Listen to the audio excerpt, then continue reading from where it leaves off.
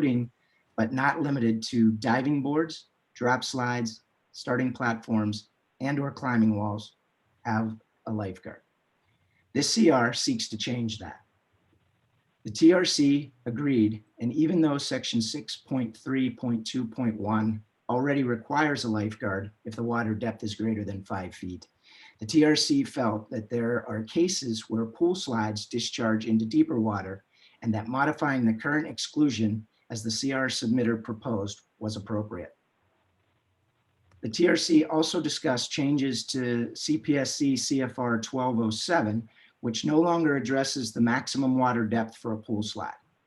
Section 1207.6 used to address the installation requirements, including the water depth and maximum height of the discharge above the water surface or the drop. Section 1207.7 used to address the intended use instructions and signage, including a chain or other suitable device to keep unsupervised children off of all slides installed over 4 feet or more of water. And section 1207.8 used to address slide safety inspection items. These requirements, including the drop and rules, were later to be determined to be outside of the authority of the CPSC and removed from the standard. As such, the maximum drop and rules for pool slides are no longer regulated. Pool slides typically do not exit the water or do not exit at the water level, but rather drop the bather from a height above the water. Pool slides generally have a minimum water depth established by the manufacturer based on the height it discharges above the water, but they are generally not limited by the manufacturer to a maximum depth, so they are often placed in the deep section of a pool. While the current MAC lists include under number 1, new construction deeper than 5 feet at any point, and number 8 addresses other features, including deeper water that increases the risk. These would apply not only to new construction, but existing pools as well. A pool slide presents similar increased risks as other types of slides discharging into deep water. The TRC also believes there is minimal additional cost to operators associated to this change request. All new pools deeper than 5 feet already require lifeguards, as well as any pool with diving boards, drop slides, starting platforms, and climbing walls. Any added cost would only be at existing pools with pool slides discharging into deep water that does not also include a diving board, climbing wall, starting platforms, or drop slides. The pros to this particular change request include the following. 1, it provides uniformity. Drop slides, starting platforms, and/or climbing walls are required to have a lifeguard. Number 2, this removes the potential conflict of exempting pool slides that discharge into 5 feet of water or more. Number 3, it addresses language that was removed from CPSC CFR 1207 relating to drop slides and ensures those deletions are addressed appropriately in the MAC to avoid any confusion. The cons to this particular change request are the fact that the change may be viewed as duplicative since section 6.3.2.1 already requires a lifeguard if the water depth is greater than 5 feet. However, the TRC did feel that the additional clarity the CR provides made the duplicity a non-issue. There were no member comments submitted for this change request, and as such, the TRC recommends a yes vote on this CR.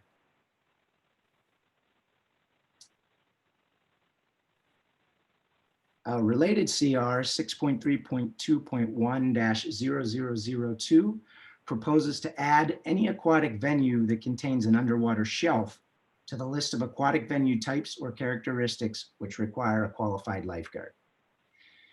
The TRC and the TSC discuss the fact that underwater shelves are used at various water depths, some very shallow and for various purposes. Additionally, there was a recent CR where the TRC agreed in part to reduce the depth of water next to a shelf from 5 feet to 3.5 feet in an effort to minimize the associated risk exposure of incorporating an underwater shelf into the design of a pool. Further, there are already several other requirements in this section of the code that could apply to a pool with an underwater shelf. The TRC recommended that if the underwater shelves were thought to pose a drowning risk at pools that otherwise would not require a lifeguard, then a proposal should be made to require lifeguards based on more specific underwater shelf characteristics or operational criteria, and that requiring lifeguards at any pool with an underwater shelf was unnecessary. In addition, the submitter suggests that the cost of a lifeguard at pools with underwater shelves is the only factor requiring lifeguards. The TRC and the TSC believed that there would be additional costs associated with this requirement, such as design and equipment to accommodate lifeguards, rescue equipment needs, supervisory costs, training costs, payroll costs, and so forth.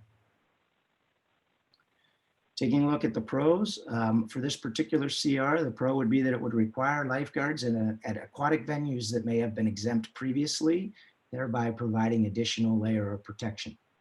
Cons would include additional costs associated with providing lifeguards and supervisors, additional costs of rescue equipment design and construction needs to account for lifeguards, the fact that the CR does not address the issue of the potential hazard created by underwater shelves, and the fact that it may limit or eliminate the inclusion of a widely popular aquatic venue feature. There were no member comments submitted for this change request. It should be noted that there were only 7 members present on the TRC call from June 29th, which was the final day of discussion related to this change request. This was not enough for a voting recommendation. The TRC needed 9 members on the call voting the same way to make that recommendation, or an email vote by all of the TRC members is needed to determine a voting recommendation. The recommendation of the TRC members present on the call was for a no vote, and following the email voting process of all TRC members, a consensus was reached. Therefore, the Technical Review Committee did recommend a no vote on this particular change request. Our next CR contained language for change to both the code entry itself as well as the related annex materials. The discussion today will relate only to the code language change specifically and not the language proposed as an annex change. The CR looks to provide specificity to the existing language surrounding zones of patron surveillance. So there really are 4 parts to this particular change request. The CR as written changes the original intent of the entry from requiring zones to be established, designed, developed, and documented to allow lifeguards to be able to view the entirety of their assigned zone. And it changes that to documenting that the lifeguard's position relating to their ability to identify a bather in need of assistance anywhere in the zone. Changes 2 and 3 that you'll see listed up here are editorial and simply change the term identify to specify to provide a little bit more clarity to the code entry. The final proposed change adds the term scientifically validated zone to the requirement that all areas of the aquatic venue be assigned a zone. It should be noted that the change request, as it relates to the annex language, looks to provide supporting information for the suggested changes and expand upon the requirements within the code language changes themselves. So I'm going to break this into the 4 individual pieces here as I do a little bit of a review. So for part 1, the change that you'll see here on the screen, position to identify a bather in need of assistance anywhere. Though the intent of the first change is understandable, and there is some concern with the proposed change as brought to light during the TRC discussions. The concerns really are twofold. One, that it changes the original intent of the entry, which was establishing zones based on the lifeguard's ability to view the entire zone. And number 2, it places a requirement that is not measurable or enforceable in the sense that we're talking about positioning to identify a bather in distress. Establishing zones of protection is really about confirming that the lifeguard is capable of seeing the entirety of the zone they are assigned. That would mean the surface, the subsurface parts of the pool, as well as the bottom of the water column, from the position that they are asked to be in, whether that be sitting, standing, or roving. Validation solely seeks to confirm that lifeguards are capable of viewing or seeing the entirety of the zone. Identifying a swimmer in distress is a completely different issue altogether. Albeit related, it's an issue, and as such, it should be kept separate.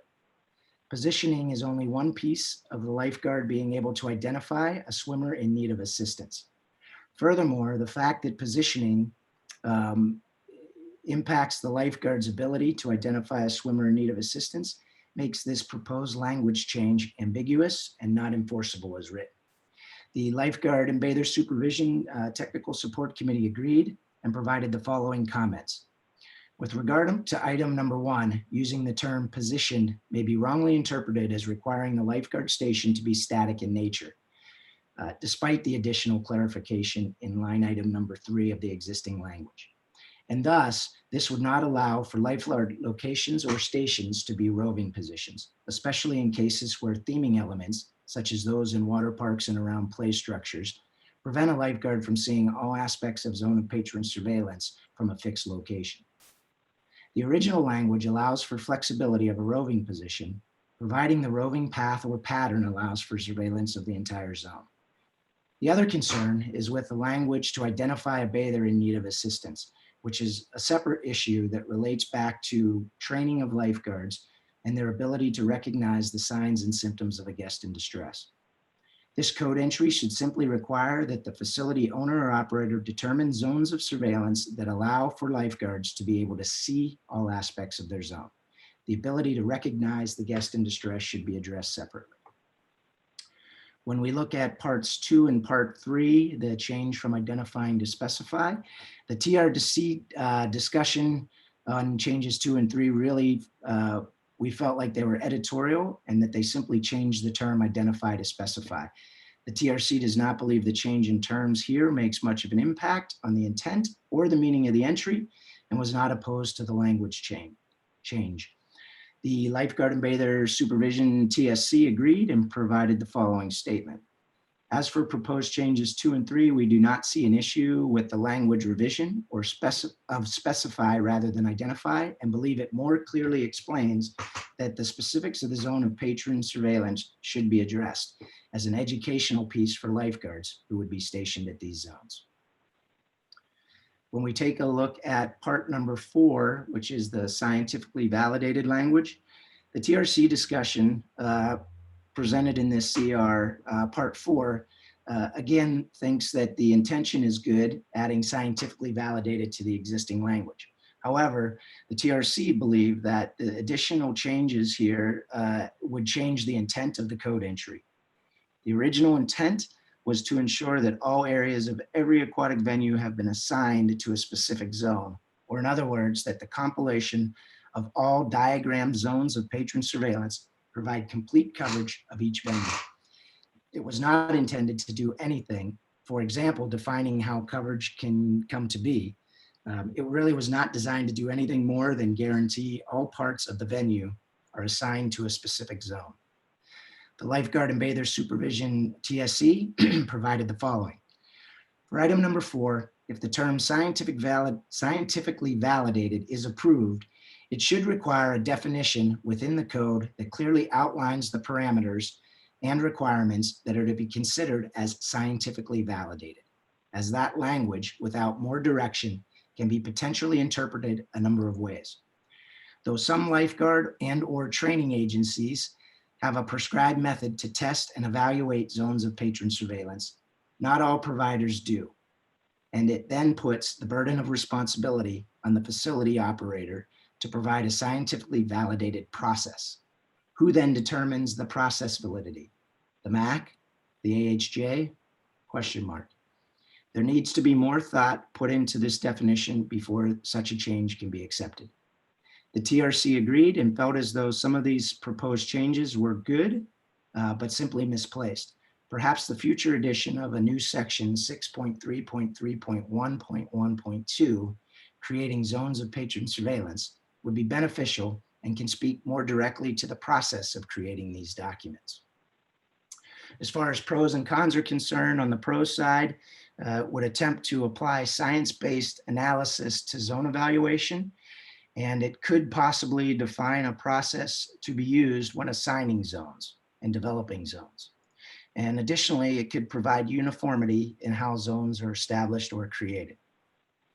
On the con side, Scientifically validated is too broad of a term and would require specification to be enforceable. Changes to the original intent and thereby the application of the existing code entry would result if this change request were accepted. Third, the language surrounding frequency that is a part of the annex related to this change request makes the CR impossible to comply with. There are too many other factors outside of the actual zone of patron surveillance that impact the lifeguard's ability to identify a bather in need of assistance anywhere in the zone, making this CR not attainable as written. Fifth, using the term positioned may be wrongly interpreted as requiring the lifeguard station to be static in nature, which conflicts with allowable lifeguard behavior. And finally, there would be a need to add additional language that speaks to process validity if the term scientifically validated is added here. There is no such language proposed in any CRs.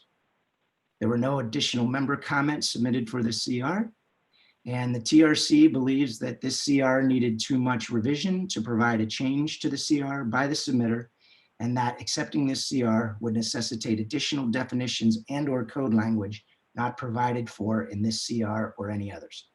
Because the change requests are voted on with regard to the overall impact on the code and in their entirety, the TRC was unable to provide a yes vote to the items within that they were in favor of. Therefore, the TRC recommends a no vote on this CR and for the submitter to address the items discussed here for a future change request.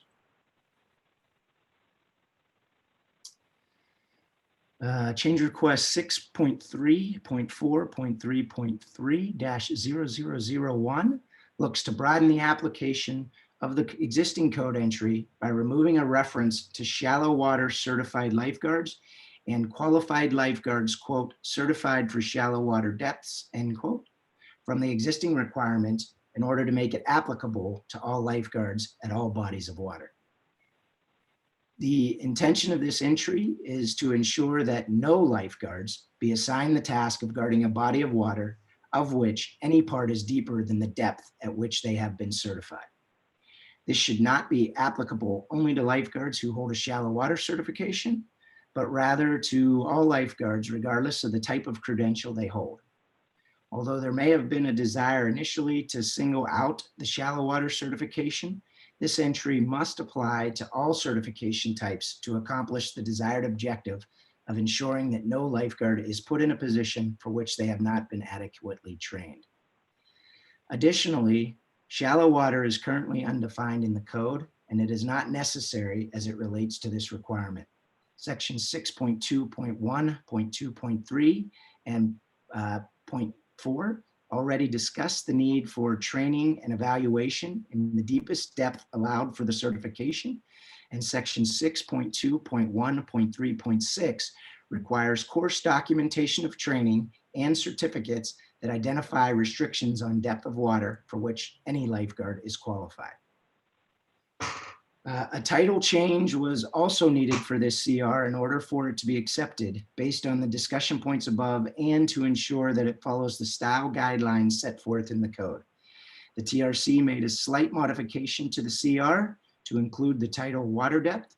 The submitter was okay with the change request as amended by the TRC.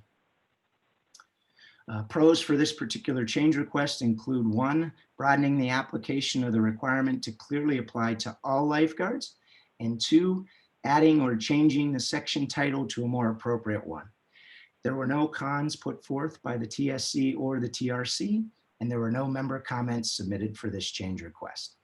The TRC, as a result, recommends a yes vote with the changes incorporated as written by the TRC and approved by the submitter. And that is the extent of my change requests. Julie, I'll throw it back to you.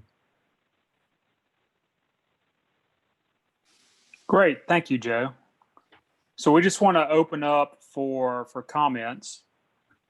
We have one from the text box regarding 6.3.4.3.3-0001.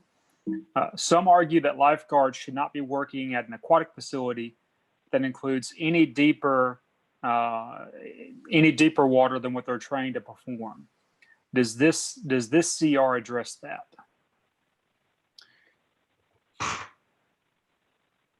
Yes, it does. So, the way that the existing language was written, it only addressed that as it applied to lifeguards who were certified for shallow water depths. The change request as amended by the TRC now adds a section title of water depth, and it removes that restriction of the existing language for as it relates to shallow water credentials only, and it applies it now to all lifeguards. So regardless of whether they have a shallow water credential or a deep water credential, training credentials are already required by another section of the code to list the depth for which they were trained at, and no lifeguard now shall be assigned to a body of water in which any part of the water depth is greater than the depth for which they are certified. So indeed it does. It actually broadens the scope from where the existing language is to include now all lifeguards as opposed to just those who had been assigned a shallow water credential. Great. Thank you, Joe. Sure. So again, we're just opening up for any comments or questions regarding this grouping of CRs.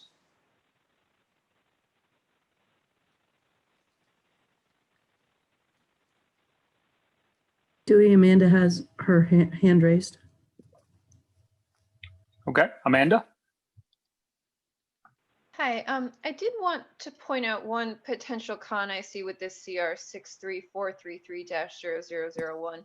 I did note that, Joe, you did mention that, the MAC requirements do list that the lifeguard, the card has to say what depth they're certified for, but I don't think that that's common across all training organizations at this time.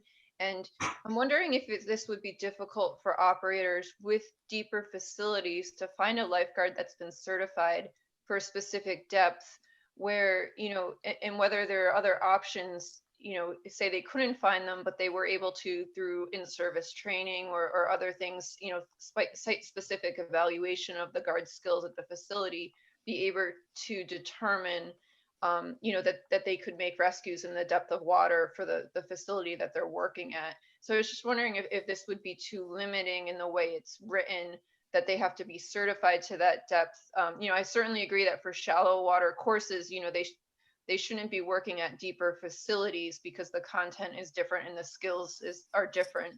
But when you're talking about the difference between, say, they were certified as a regular lifeguard in 8 feet of water, 7 feet of water, and now they want to go work somewhere with 11 feet of water, is that the type of thing that we would want to limit their ability to work at that facility if it's something that the facility could have policies and procedures for ensuring that their lifeguards, can make rescues in that water depth? Thanks. Sure. That brings up an interesting question. This was part of the deliberations from the original writing committee on some of this requirements and some of the previous vote on the code sessions that we had. I think that there's a few incidences where there was an aquatic incident and a lifeguard was unable to do the rescues proficiently enough because of the fact that they had never really practiced in that depth of the water or had been certified to perform those rescues. And so I think the language was intentionally added to specify a training depth as part of the requirement. I can't speak for all the training agencies, but I can speak for ours in the sense that we do have a process in place for folks to be able to upgrade that initial training depth. So to your example, Amanda, if somebody was trained in 8 feet of water in their initial training, there is a process by which that training depth can be updated on a credential and the training be updated to a deeper depth. And that does exactly what you said. It's a question of running them through a challenge program or a test out in the depth of water for which they wish to work. Part of the intention of the whole entry that surrounds this is to make sure that we're not putting lifeguards in a position where they can't be successful because we haven't evaluated their ability to do certain things. And as well as to put the public in harm's way, where they expect a lifeguard to be able to do certain things in certain environments, and the lifeguard never having been tested in that. So I do agree that there may be cases where it's limiting for a lifeguard to be able to work there.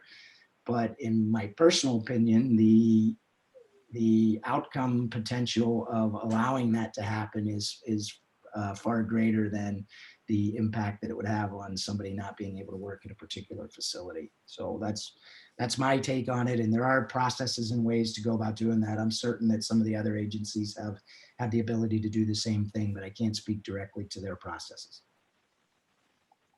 Great. Thank you, Joe. We have two questions coming in from chat. One is a general question about whether the TRC evaluates annex material. That is currently, the annex is currently evaluated by the CDC.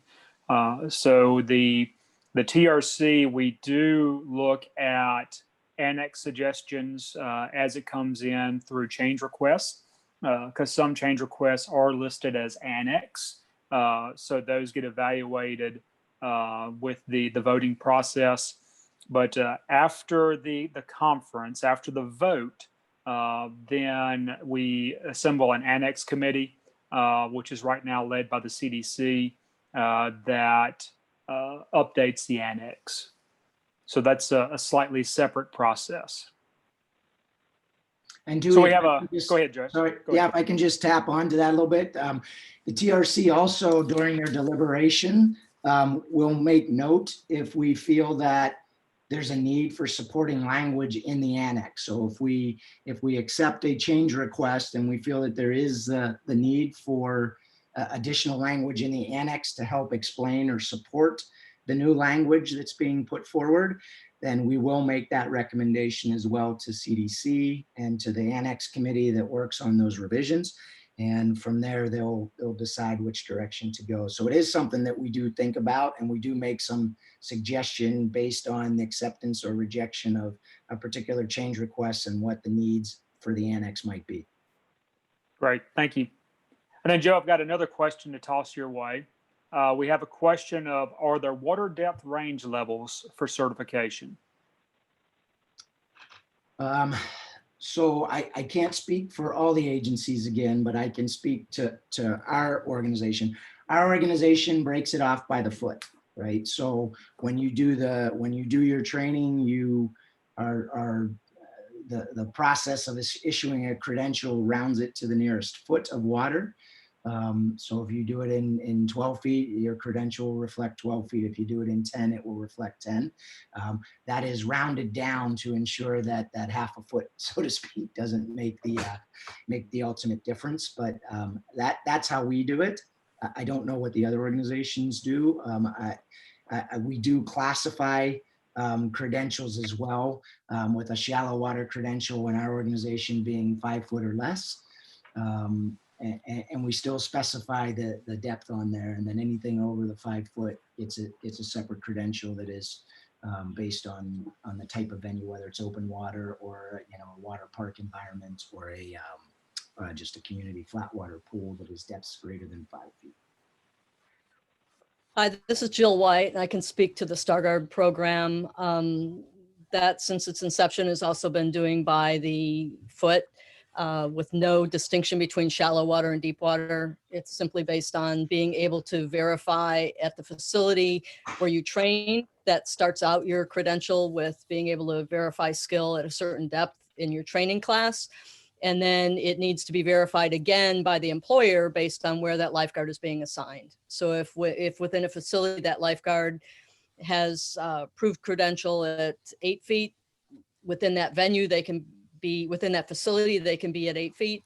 If they're going to be any deeper than that, they need to be validated in that body of water where their zone will be located. Yep.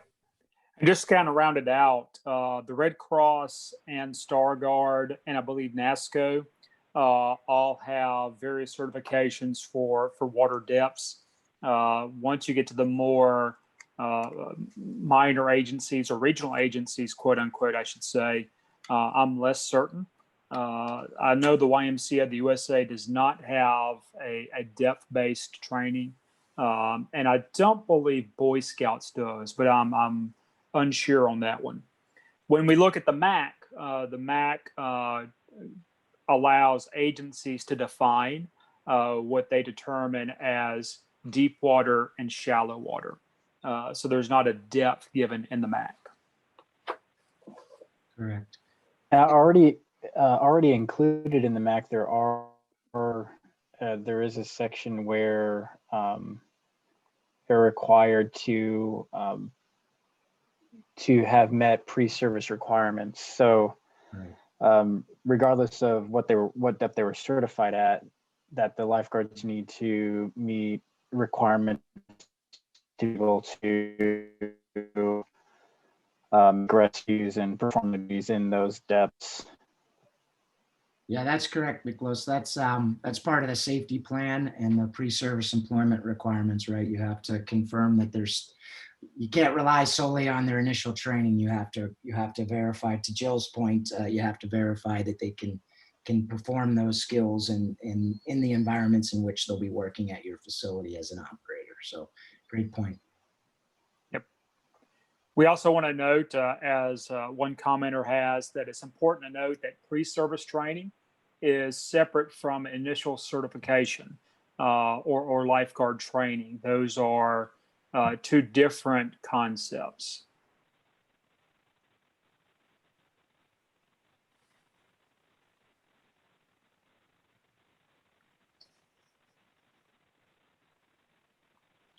Does anyone have any other questions or comments?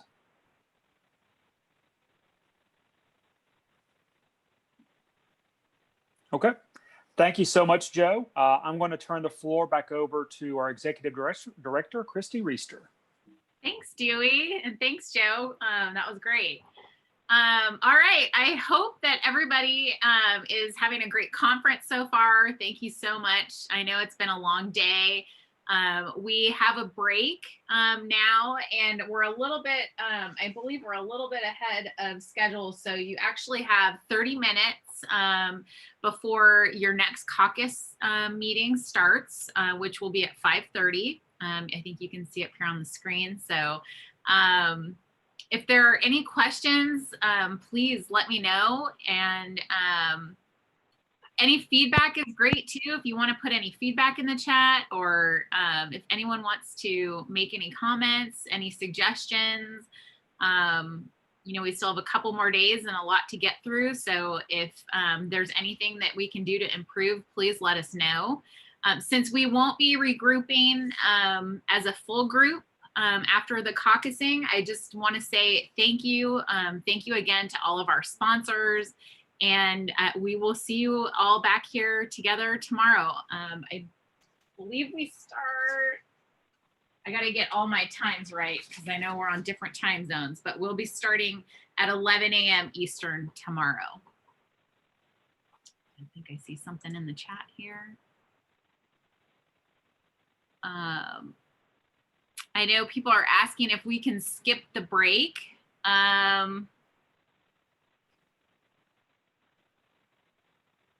It's hard because we have a published schedule, and if somebody maybe stepped away and didn't join in, we want to give them the opportunity. Oh,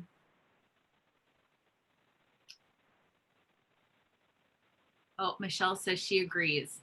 Skip the break. Does everybody want to skip the break? Are we all comfortable with that? Maybe give me a thumbs up. Christy, we have to do the break because of the other meeting we have. Yeah, I agree, Chrissy. This is Joe. I think we need to start on time for the caucus. So Okay. those that stepped away won't be late to it. Perfect. I agree. Okay. Yeah, I agree too. Okay. All right.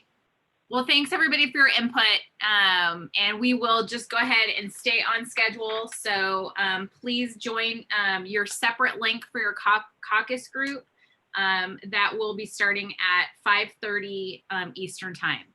And thank you again, everybody, so much for your participation and for being here and helping us make this such a great process.